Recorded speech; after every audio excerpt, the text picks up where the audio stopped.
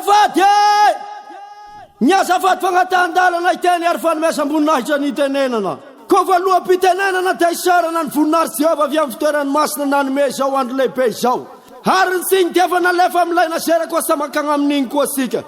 hagnaisa mizoro manatrika atoana dia saray amandreny fa zanaka ary sazoko ny fazandriny koa araky ny teny manao hoe ny tonga samiaraba ho namany tesa ary ny lasa samanao veloma namany sosta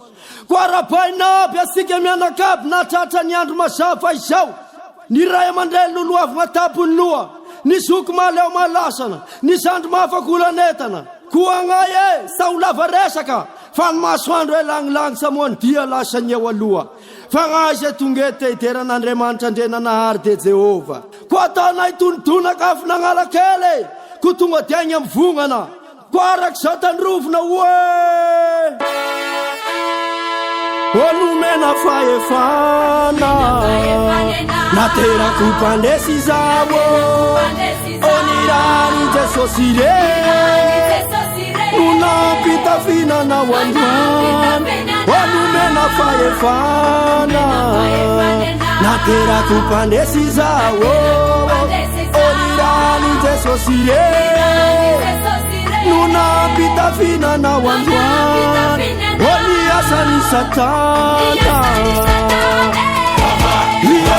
niasany debule naretinareta teso fangerni Jesosy edo oniasany Satana niasany debule naretinareta teso fangerni Jesosy edo onumena fahefana ofanga kabisuruno sifirenena masine satie fapande sisikarete onumena fahefana ofanga kabisuruno sifirenena masine satie fapande sisikarete oniasani Satana niasani debule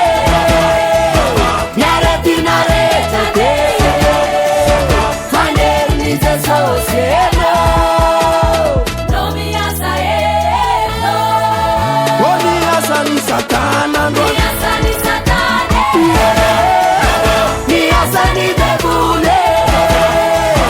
naretinareta teso